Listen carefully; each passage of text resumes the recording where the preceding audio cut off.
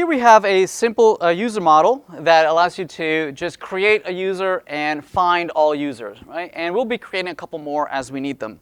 But before we go on, let's have this expose this to a RESTful API endpoint so that we can hit it, from outside, right? So to do that, we're going to create a service, right? We're going to expose a RESTful service so that we can access this API from outside. So to do that, we're going to create a dedicated directory where we're going to put all our services, right? All our RESTful services.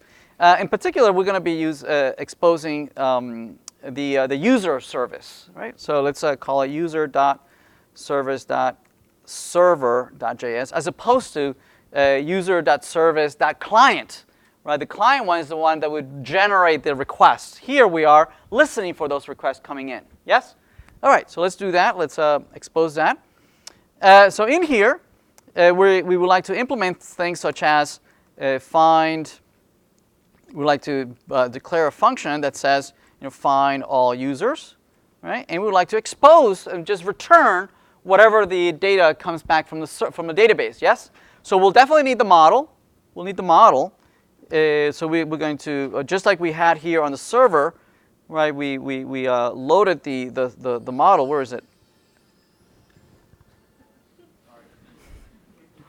Here's our user model. Let's load it, right? But we'll have to go up twice, I believe. Let's see. Are we in the right place? We'll need to go to services, and then user.service.server. There we go. All right. So we loaded the model. Oh no, what am I doing? No, this is a circular requirement. No. Actually, so this is going to go up to models down to user model. There we go. That's what I meant. Okay, so we have the user model, and what find all users will do is we'll basically remember we're going to expose this. Presumably, there would be a URL that we map this. We would say something like app.get, and this would be something like API. I want to look at all users, right? And presumably we're going to call this find all users function. That somehow is going to use the user model, retrieve all the users, and then respond with a JSON array of users, right? Something like that.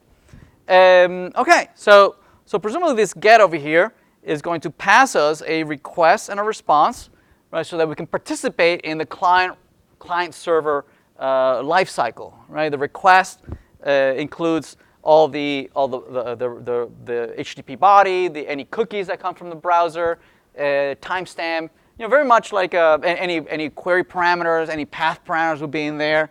Very much like your RESTful controllers in Java.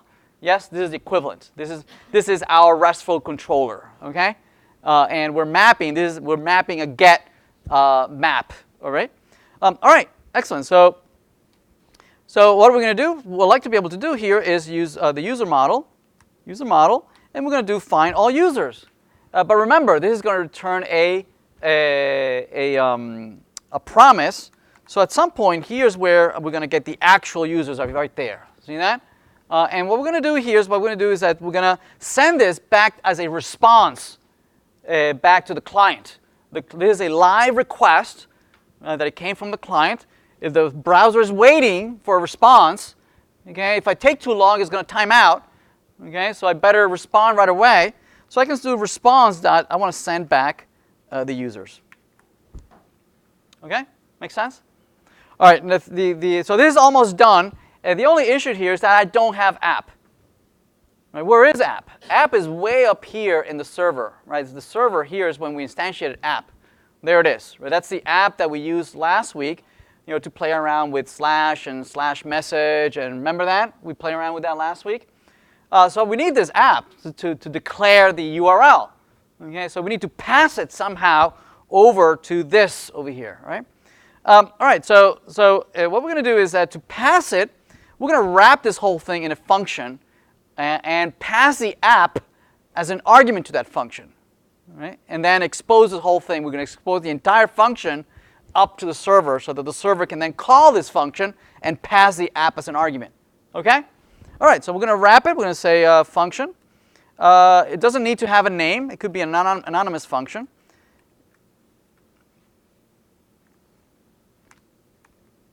Okay, and it's going to take, it's going to take as arguments the app. All right, so somebody's going to instantiate us and pass us the app reference.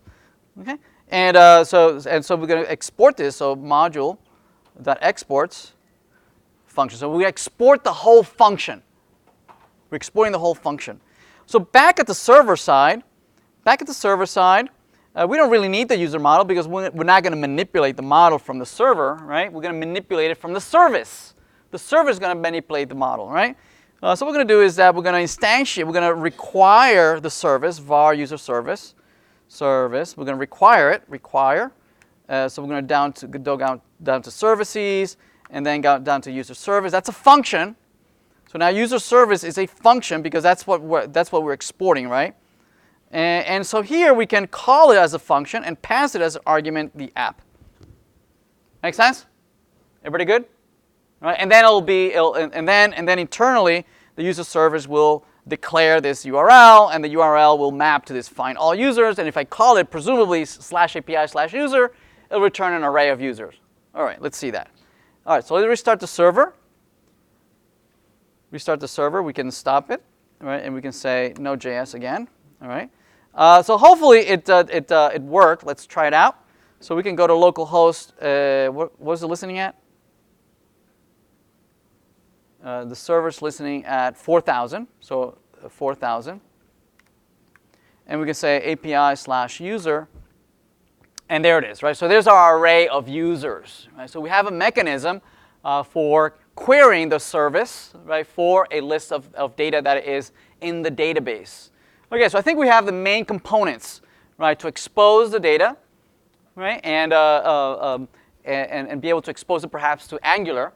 We have one more thing to consider is this is retrieving data. How about sending data, right? For instance, creating a new user, right? So for instance, we'd like to be able to post to API user, right, and post data and then pass it in and then create that user into the database. So let's try and do that next.